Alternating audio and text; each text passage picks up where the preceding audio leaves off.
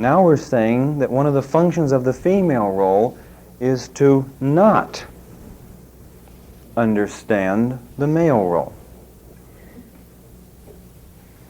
Now you say, are they backwards? Of course, they're going to fit together. You wouldn't expect something to fit together if it was the same. Try taking an extension cord on a male plug and sticking it into a male plug. You get any productivity. You get some fireworks. But your productivity has to be something opposite. Well, then wouldn't you expect the male to be completely different from the female? And this is why we say that the male role has to have perfect understanding of the female role, yet the female role shouldn't even try to understand the male role. If she tries to understand the male, before she knows what she's doing, she'll be contesting him. In other words, we say then, to truly trust perfectly, do I have to understand? All right, now, do you understand God tonight? His ways are as far above your ways as the heavens are above the earth. Your thoughts are not His thoughts. But does He require you to trust Him? All right, now, if you could understand Him perfectly, you wouldn't have any trust. I want you to show that trust is an act of faith, and faith means you have lack of knowledge. So when the boss comes in, he says, do it this way. Do you know why he wants it done that way? You haven't the slightest idea. In fact, you might look at it, and the first 10 times you figured out 10 ways why it's wrong. Well, you do anyway, the way he wants it done. In other words, he must know what he's doing. The minute I say he must know what he's doing, am I trusting him? All right, then we say the secret of the female role is perfect trust when it doesn't make one bit of sense to you. In other words, it's totally nonsense. Now, there's a reason why the male role has to act this way. Because sometimes the boss, in a situation, does he have to do certain things quickly. In other words, he's got a goal to carry out, and he's got to meet this, and he's got 20,000 things on his mind, and he's moving. Now, what if he had to stop with each employee of 20,000 and take 3 hours to explain why this has to be done by 4 o'clock tonight? In other words, there would be no way. And furthermore, are there certain situations in the female role where he couldn't ever explain it to you? My little boy cut his lip. We took him to the doctor. Could I really tell a 2-year-old why he had to have a tetanus shot? No, there's no way I could do that. Does he have to have one? He doesn't talk yet, but we talk anyway. I tell him that we're pulling up his sleeve now. We're going to put a needle on it. It's going to hurt, but this is good for you. He half starts to cry, and then he smiles. He's not so sure what he's supposed to be doing because I told him it's going to hurt, and I told him it's going to be good for him. He's never had a shot. He doesn't know, so he braces himself, and he sits there and he waits. He doesn't know what we're going to do to him, but is it all right?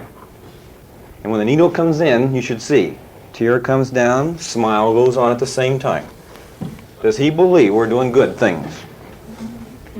Does he understand it? All right, now, when you work in an actual employment situation, will the same thing occur? In other words, you've got to do this, and you've got to do this, and you've got to do this, and it won't make a bit of sense to you. And by the way, it's not nonsense, because do you really know you're doing the best thing? And the basis for knowing you're doing the best thing is not the work situation, but it's the relationship you've got with the male role.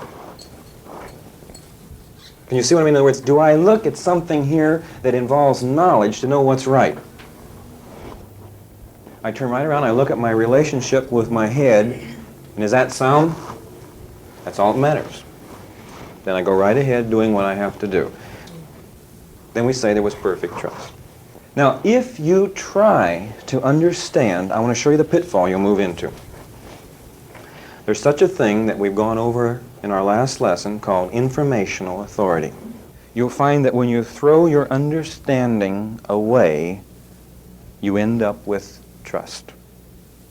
And as long as you cling to that powerful bit of pride that you have in being able to figure it all out, you will never be able to play the female role.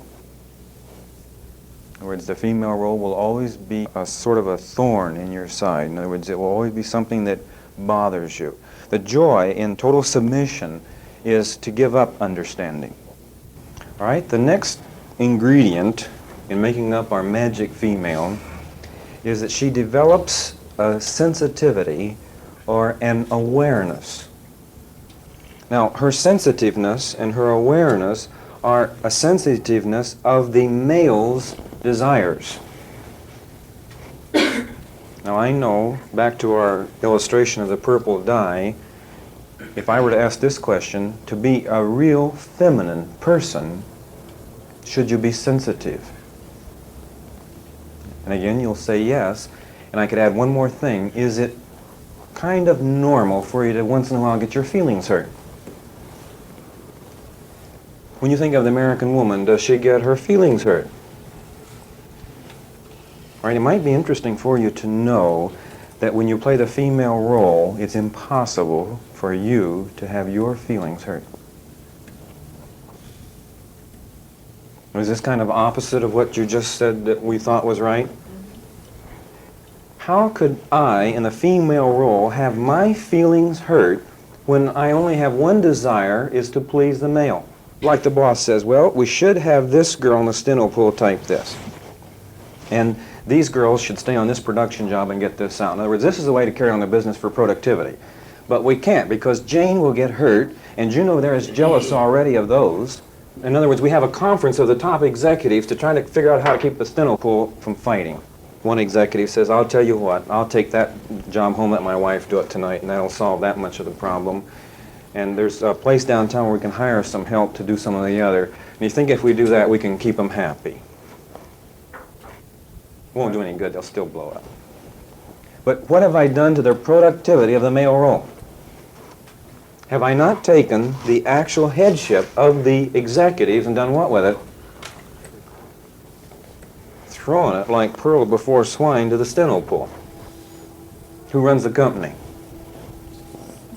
Steno pool runs the company. In other words, the male role never should worry about the female role's feelings being hurt. Does he have more important things to think about? I mean, shouldn't he be goal-oriented? Shouldn't he be thinking of an overall objectives of this organization, be it a company or a family? And should he be trying to carry these out instead of worrying? By the way, now, if you develop a whole family of sensitive little beings, what can the father do? I mean, he dreads to come home.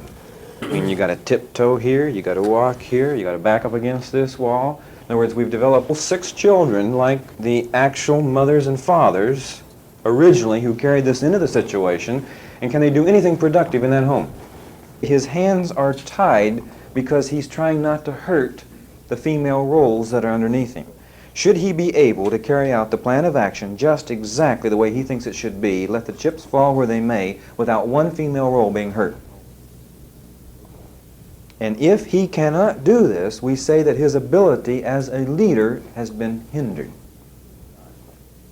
Now, to be oriented toward a goal and to be productive, I have enough obstacles with the elements. Did you know that?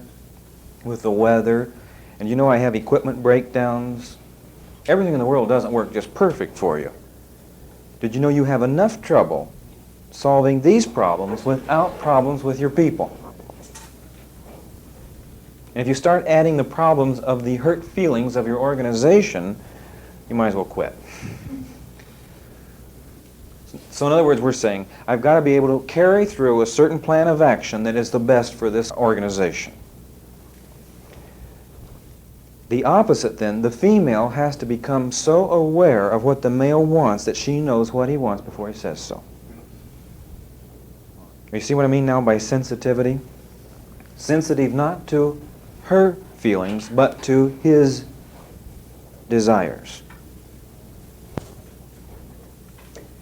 Therefore, to have a perfectly goal-oriented organization that is productive, the male role has to have absolute freedom. He has to have freedom to determine a course of action and to pursue this course of action without being hindered by any of his subordinates.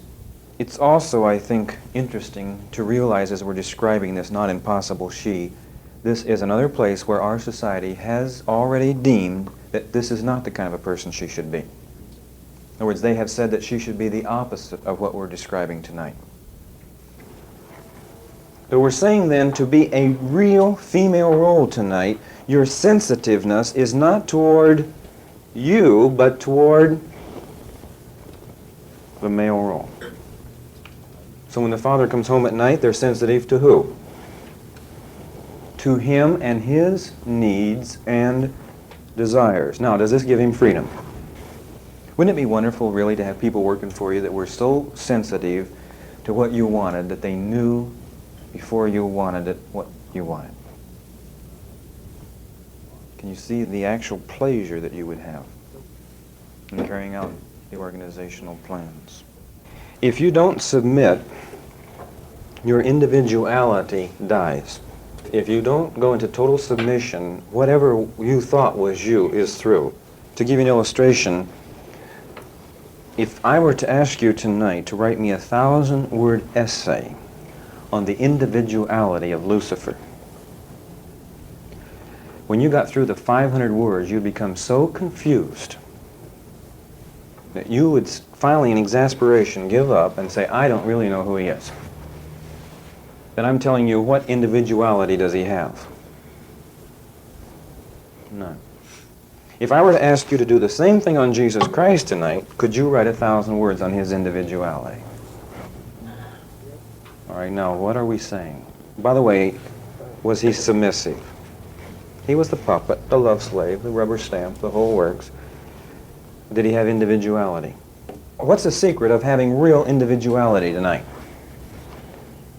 Total submission.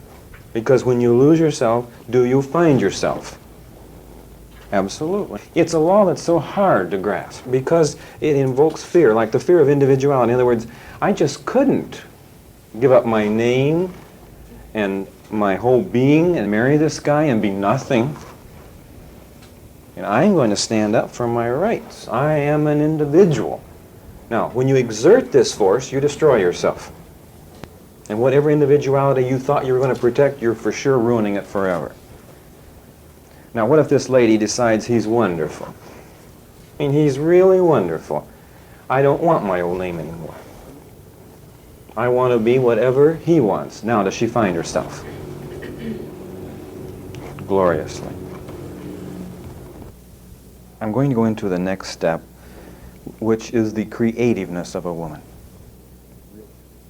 She wants to fulfill the whims and the desires and the opinions and the wishes of the male role, and she wants to bring some surprise into it. Now, this is interesting because she wants to find out what he wants before he knows he wants it and give it to him. Does this always bring in the element of surprise? I'll give you a beautiful illustration of role relationship. King David had his 30 men around him, his 30 captains, all wonderful, mighty men. It so happens that the enemy has captured one of the lovely cities that he admired, and there was a special well in this city that was very special to him. So can you see kind of battle fatigue, worn? He happens to make a comment, I would just love to have a drink from this well. By the way, there's whole armies between him and this well. This well's in enemy territory. Is there any way on earth to have a drink from this well? So you see, is he just wishfully thinking? In other words, he's really saying what? Wouldn't it be nice if the war was all over and I was sitting back at this well rather peaceful and I could enjoy a nice glass of cold water? And that was all he said. He goes about his business. A day passes, and his 3 captains, which are the heads of his 30 captains, in other words, his top 3, walk into him with a pitcher. And they hand it to him, and guess what's in it? Water from that well. Now, I'll tell you what this means. This means that 3 men, by the way, are they valuable to him? Boy, can you imagine? They're the heads of 30 captains, which are the heads of all of his army. And by the way, they're mighty men. One of them killed 300 men with one battle. In other words, he met 300 men alone in one struggle without any help at all, and he killed all 300.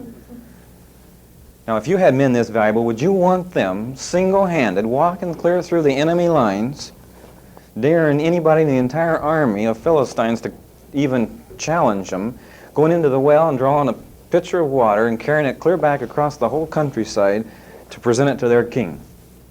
Now, is that utter nonsense? You know it is. It's ridiculous.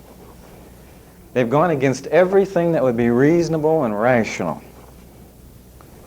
But I tell you what, I wouldn't expect a female role to be very reasonable. She doesn't function on reason, she functions on love.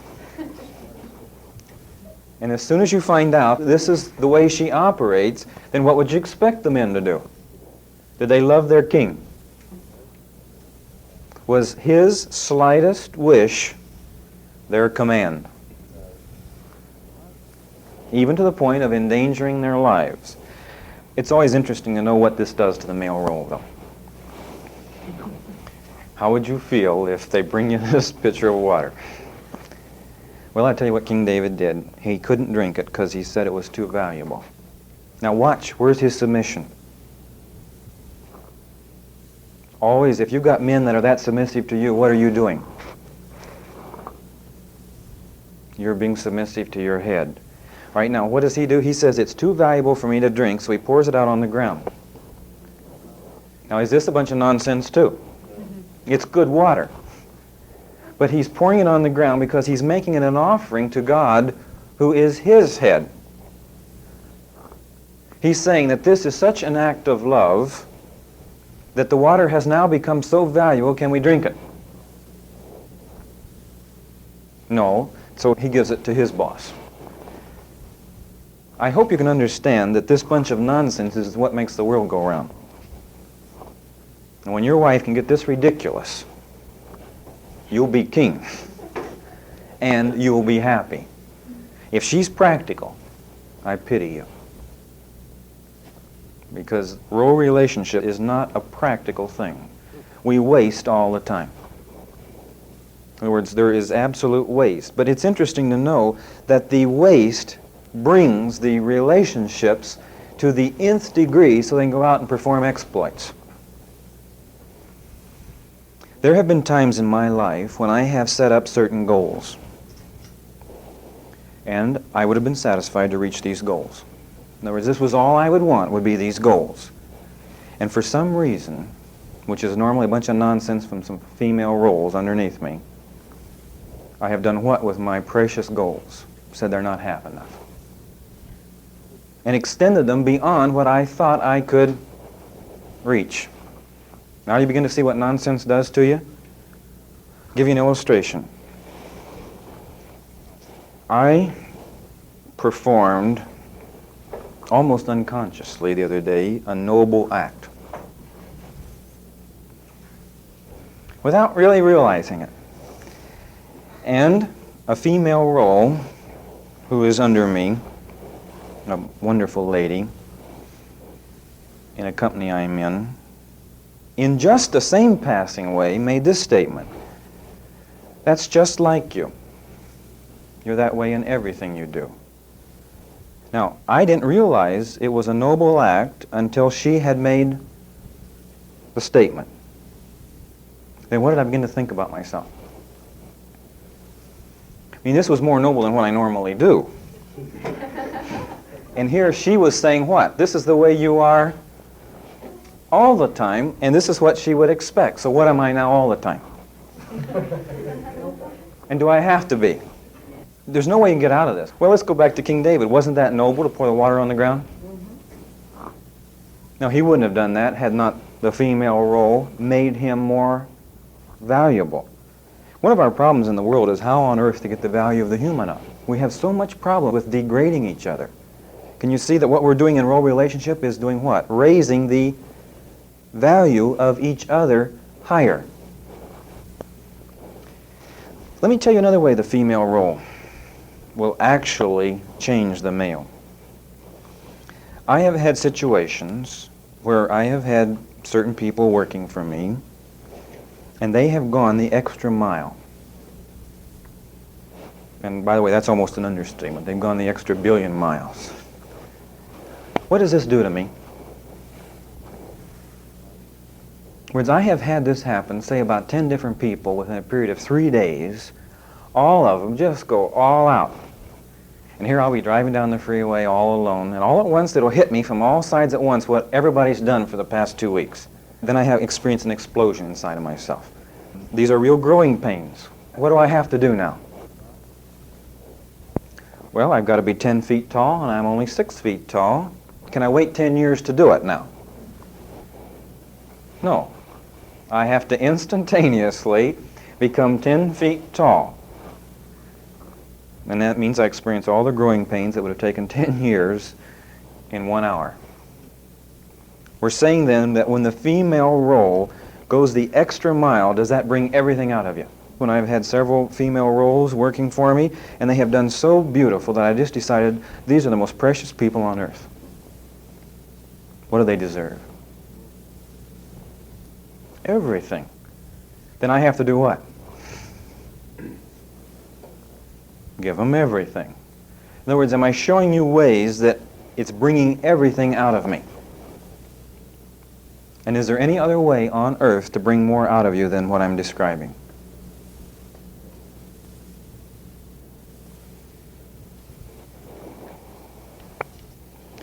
Now, there's another way that the female does it, and this is what we call expectations that she expresses as if they were already real. And I've had this happen to me. In other words, she was suffering under some kind of delusion. And she thought that I was this way. And I happen to know I wasn't.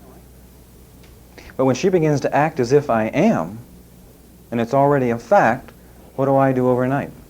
Somehow, some way, I make it. And what if you got 100 female roles underneath you doing this all day long to you? You really begin to grow. And then there's another way that she can do it. She can just tell you that she thinks you're wonderful. I have had this happen too. I've had people express a certain opinion that I didn't know was true. In other words, I probably had done this wrong that day and this wrong that day and this had gone wrong, and I was developing a little lower opinion of myself than what the female role thought. So she makes an opinion. She expresses herself. Then I realize, really, that's where I'm at. These other ideas that I have had today have been false. Don't let the nonsense, though, fool you. Here's an illustration that will show you some other nonsense in the New Testament. We might as well use the New as well as the Old. There was a lady who had beautiful long hair.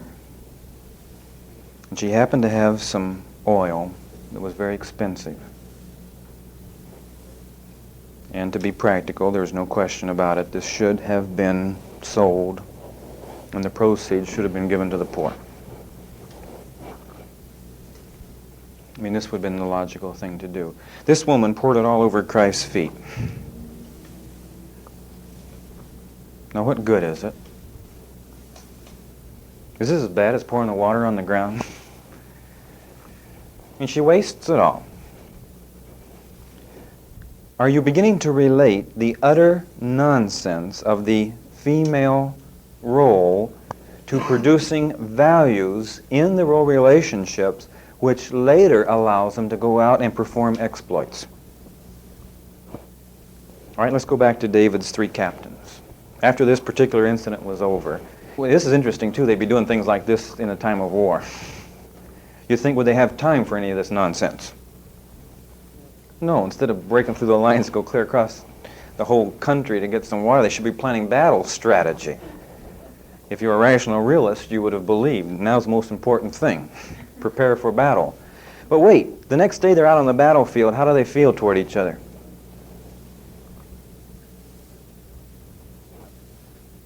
And I guarantee you, if these 3 captains have this relationship to King David, what kind of relationship do these 3 captains have with the other 30 captains?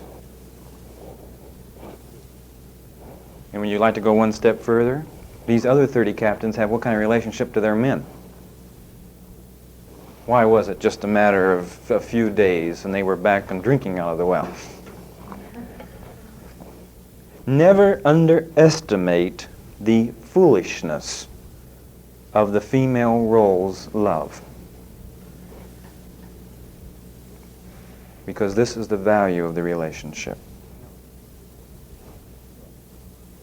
Is it possible then for a wife to begin to work on an immature husband? I mean, I think I've given you some tools tonight that you can go out and you can begin to work, and will he become a man? I have seen men grow up completely from babyhood to total manhood in 30 days. In other words, is time a barrier when you motivate them properly? I've had some of them tell me that I'm just about ready to die trying. But I'll guarantee you, if it comes to a situation of dying or trying, they're going to die. In other words, they will not give up. Are we producing a motivation in a person that won't stop? And here's another question that has come up many times. Will contest produce more drive in a man than role relationship? The answer is absolutely not. Contest or competition, whatever words you want to describe it, will never bring out every last bit that's in you. I would say some of the feats that I have accomplished tonight, I would have to completely give full credit to female roles. When a man finally announces in his speech, after he's successful in every area of life and he's in his 50s and he's trying to tell the world why, his secrets of success, he turns around and gives the credit all to his wife. And some people wonder, well, she didn't even know anything about the business. How could she be that instrumental? Can you see now what she could have done? She could have done some little foolish things at home that wasted a lot of good money and turned a tiger loose on the world. It's that simple.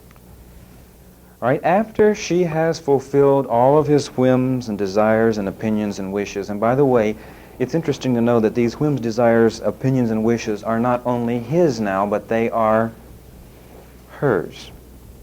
And what happened to the ones she had before she married him? Nobody ever knows what happens to these. They just evaporate. They disappear. Let's assume that she wanted the bedroom painted blue all of her life. He wanted it green all of his life.